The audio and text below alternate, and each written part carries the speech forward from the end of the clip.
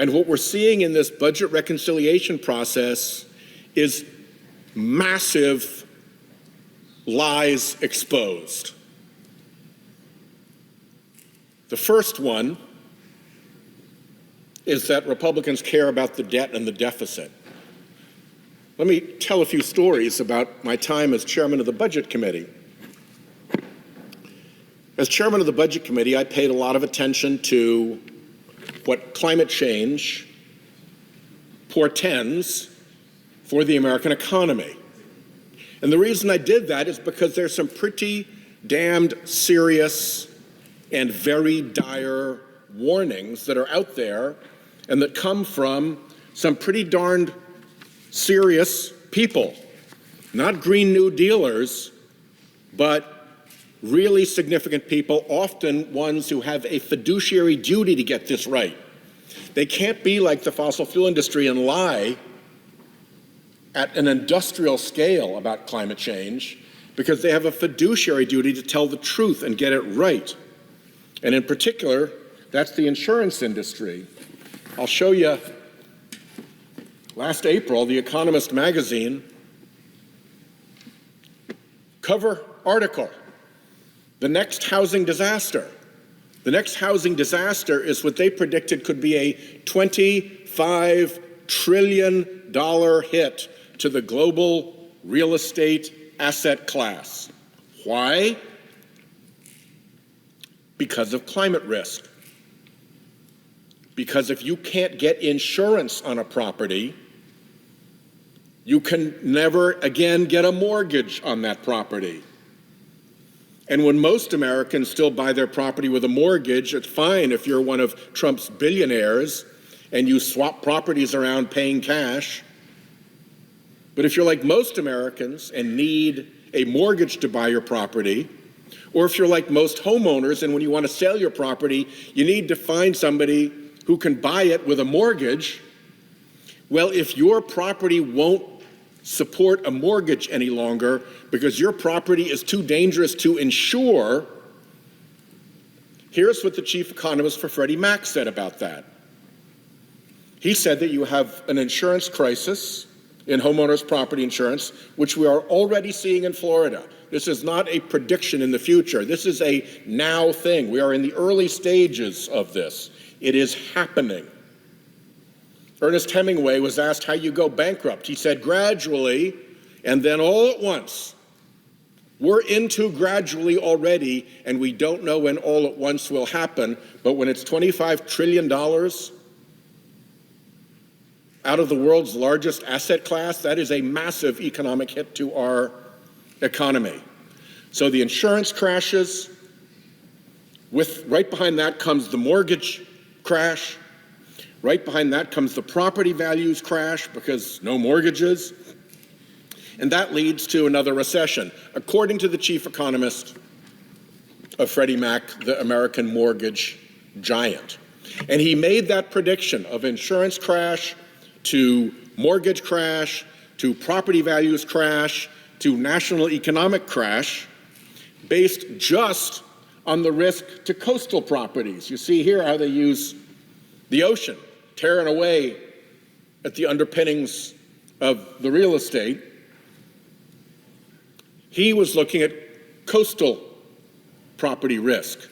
He was talking about a coastal property values crash. Well, guess what? Coastal risk now has an evil sibling that is just as bad and may be worse, which is wildfire risk. Look at what happened to LA. Look at how wildfire seasons have become year-round in parts of the West.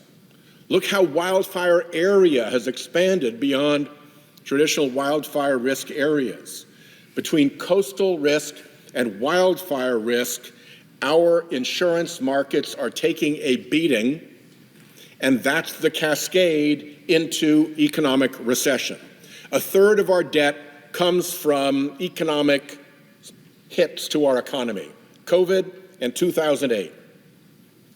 So if we're going to be serious about the deficit and about debts, we've got to be serious about the major risks to the economy. So The Economist is one of these warnings. But just to show how serious this is, I want to go through a couple of others. Allianz. Allianz is one of the biggest insurance companies in the world. And one of its board members just wrote an article saying climate change, if we don't fix it soon, is going to be the end of the insurance industry business model. And that is going to cascade into other parts of the economy where insurance is essential to support the other industry. Well, mortgages is an obvious one. But there are others, because throughout the financial system, there are deals that are held together because of insurance policies. So he predicted, the headline was really extreme. The headline was, end of capitalism. I don't know that that's true, but you can sure as heck expect a very significant economic wipeout as the insurance markets collapse in the face of unpredictable risk. So that was Allianz. Jay Powell, chairman of the Fed, wants nothing to do with climate. Doesn't want to talk about it. He's not green one bit. But he testified about 3 weeks ago in the Senate Banking Committee that in 10 to 15 years, there'll be whole regions of the country where you can't get a mortgage any longer. There's that cascade. No insurance, no mortgage, property value crash, recession. The Fed chair is confirming that domino in 10 to 15 years will fall. The mortgage bankers, my God, talk about a group that's not green. The mortgage bankers have written a report called The Impact of Climate Change on Housing and Housing Finance. And Mr. President, I would ask unanimous consent to ask that the executive summary of that report be put into the record at the end of my remarks. Without objection. So you've got The Economist magazine, which is not green at all, very conservative international publication. You've got Allianz, one of the insurance giants of the world. You've got the chairman of the Federal Reserve. You've got the Mortgage Bankers Association. What else have we got? Well, the Financial Stability Board. The Financial Stability Board is the board that warns the world banking system of risks to the world banking system that it has to prepare for. What did they just warn the world's banking system? Better get ready for this risk. Better get ready for this risk. For two reasons, actually. One is, when the insurance crash wipes out mortgages, it wipes out a huge revenue part of the banking system. The second is, after you've lost all that revenue, because mortgages aren't available in whole regions of the country any longer, then you have the problem that banks are solvent or not, in large part dependent on what is called their loan-to-value ratio. And their value depends on the value of the properties against which they hold the mortgages. If the value of a property crashes because it no longer can support a mortgage and can't be sold to anybody except somebody who can pay cash, or because the carrying cost of the property insurance has gotten so great, if it goes from $4,000 or $5,000 a year to $16,000 to $20,000 a year, that crashes the value of that property. And when that property value goes down, the bank has to keep track of that. And when they go underwater on a loan, when the amount that they have loaned out becomes less than the value of the property, and when that is happening across the board, particularly for regional banks in a region where you can't get mortgages any longer and property values have crashed,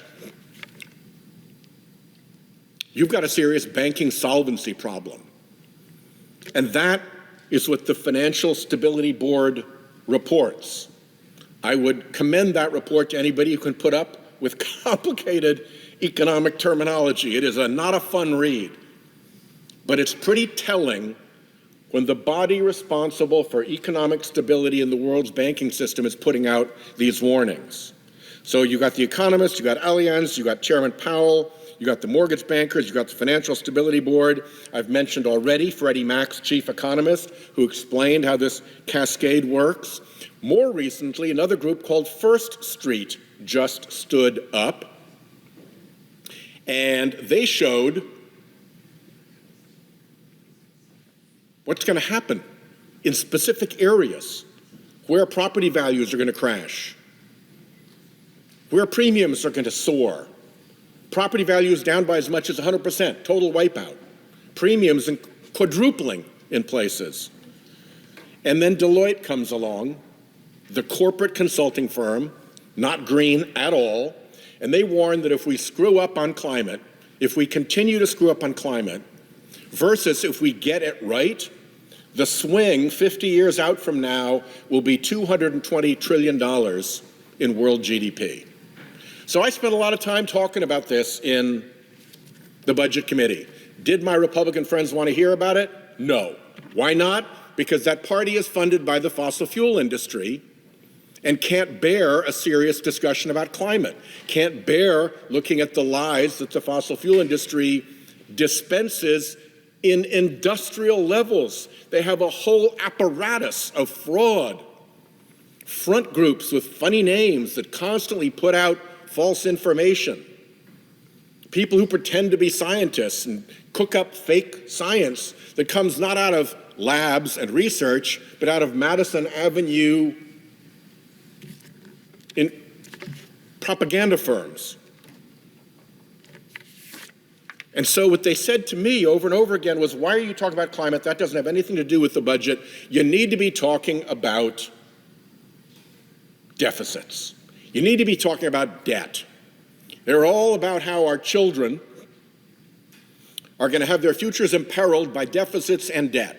Well, they're going to have their futures imperiled by climate change, is what pretty much anybody who's sensate still is showing. But oh my God, how much talk I had to listen to, how much self-serving, self-aggrandizing talk I had to listen to about how we really had to deal with our debt and deficit problem. Well, look at what they're up to now. The Senate budget that the Republicans are pushing blows the deficit through the roof. By 2035, doubles it. Our national debt, I said the deficit, I meant our national debt. We are talking here about $60 trillion in debt. Where was we want to raise it to $60 trillion in debt when I was getting all these lectures in the Budget Committee from all my Republican friends about how the most important thing was our national debt? The House budget resolution is no better, just as bad. 30 trillion goes to 56 trillion. And if you look at some of the numbers here, we got a letter back. I asked unanimous consent to have the letter here added at the end of my remarks. It comes from Without objection. The Joint Committee on Taxation. It's their job to review these things. It begins, Dear Senator Whitehouse, Senator Wyden, Mr. Neal, and Mr. Boyle.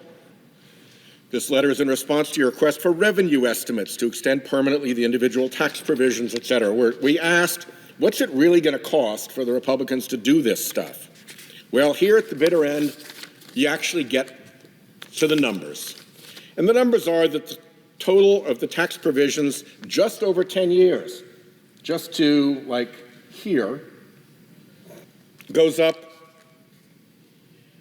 $4.6 trillion. And then, because you've got to borrow money to fund that additional $4.6 trillion that Republicans want to add to our debt, the actual number settles out at $5.5 trillion. $5.5 trillion added to our national debt.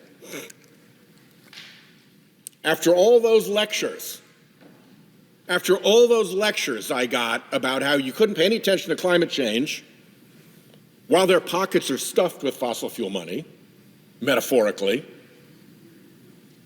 and instead we get really focused on the deficit, and the first chance they have to focus on the deficit and the debt, what are they doing? Up $5.5 trillion, trillion with a T.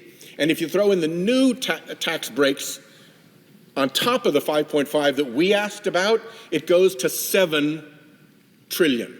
$7 trillion. And the Senate Republicans, here's where it gets really sick because they're cheating the budget process. They get to the lie that this won't cost money by cheating. They're planning to simply ignore what the Congressional Budget Office said, ignore what the Joint Committee on Taxation calculated. They're planning to dodge the parliamentarian and just make up numbers on their own and ignore what the statute says, contrary to 5 decades of law and practice. The budget law, for instance, includes a section telling CBO how to count tax cuts. They ignore that section. They just make up their own numbers. You don't need to be a budget expert to figure out that $7 trillion in tax cuts are going to worsen the budget, going to worsen the debt. And in fact, we kept bringing in witnesses to talk about the debt and the deficit, and the Republicans could never produce a witness that said that tax cuts pay for themselves. Scott Hodge from the Conservative Tax Foundation, who was a witness called to the Budget Committee by the Republicans, said the Tax Foundation modeled every iteration of what became the Tax Cuts and Jobs Act, which is the Trump tax scam 1.0, and at no time did our model ever predict that it would pay for itself. The model does not estimate that virtually any tax cut will pay for itself. That's a kind of a myth that has been created. So it is really frustrating to hear colleagues who lectured me and lectured me and lectured me as their excuse to ignore the very plain climate economic risk we are facing about how we really had to deal with the debt, and then when they have the chance, what they're doing is they're blowing it through the roof. And to do that, they're going to hack away at Medicaid. And at the end of the day, most of this goes to the very rich. The original thought was out of $4 trillion, it was $2+ trillion going just to a very small group of extremely rich people and very big corporations. Our tax code is riddled with corruption. We could raise a lot of money and actually fix the deficit by pulling out the corruption, but the big businesses would squeal and scream because they don't like paying taxes. And for a long time, they haven't had to. In what some of my colleagues seem to think are the good old days, that's the 1950s. The good old days in America when men were men and life was good. Corporations contributed 30% of America's revenue. Corporations contributed 30% of America's revenue. And look at what's happened to it year after year, after their lobbyists have come here, after they've written checks to Republican super PACs, after they've worked this building, they're down to about under 10%. They've been down as low as 6%. And by the way, it's not because corporations got smaller and poorer in that time. They're bigger than ever. The fossil fuel industry alone made the biggest profits in corporate history, gouging American consumers after international prices went up post Putin's invasion of Ukraine. There's plenty we could do to solve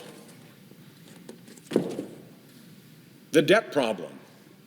But oh my God, the flagrancy of the lie about concern about the deficit is pretty stunning. The other thing that they have said, and I'll close with this, the other thing that they have said is, oh, we have to defend the filibuster at all costs. Oh, we can't do the nuclear option. Oh, the only time we'd possibly ever use the nuclear option is when the Democrats did it first.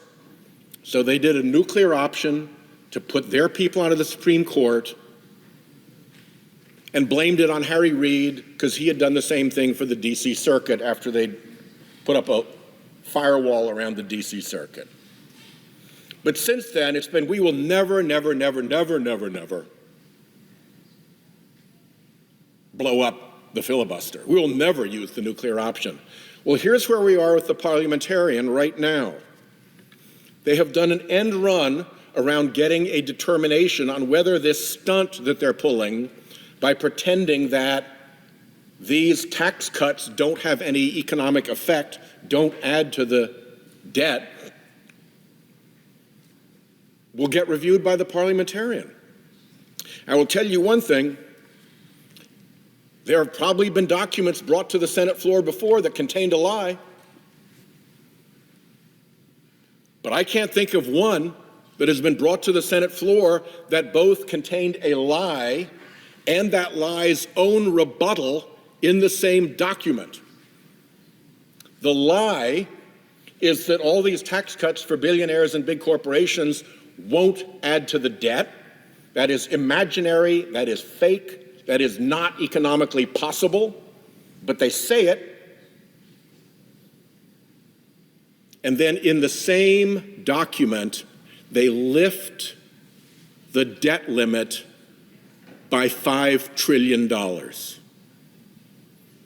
If these tax breaks don't have any cost, don't add to the debt, why do they need to raise the debt limit by $5 trillion? The problem is, it's very hard to go to the parliamentarian's office and say, this is legit, because at the same time I'm lying that it's free and adding $5 trillion in debt limit because it obviously isn't free.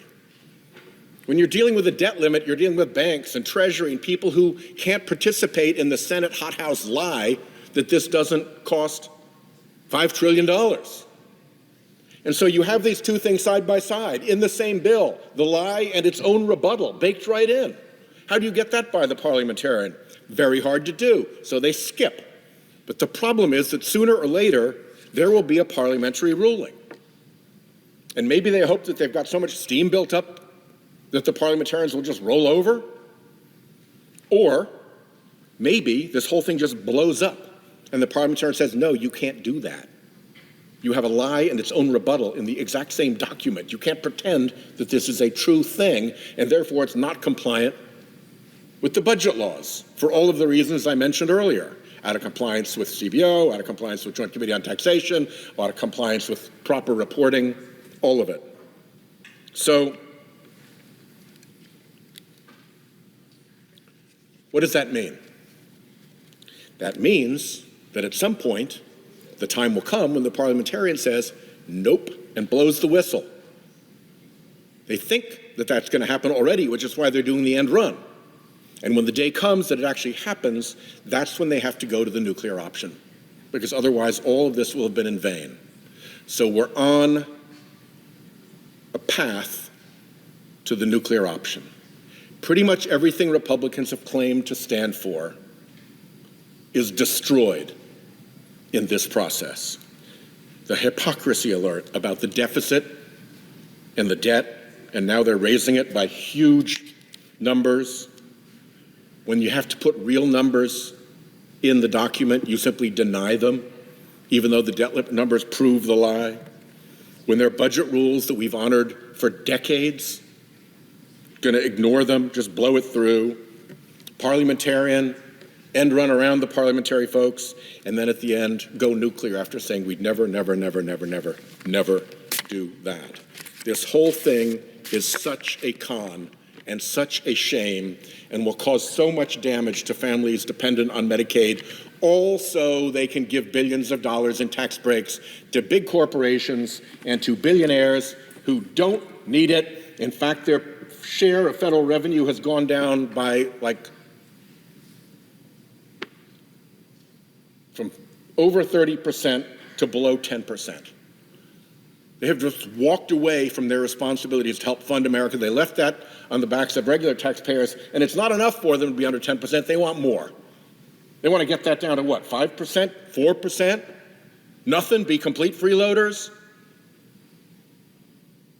This thing is an embarrassment. And I will say I rest my case. But when you actually look at their debt limit numbers, maybe I should say they rest my case. I yield the floor.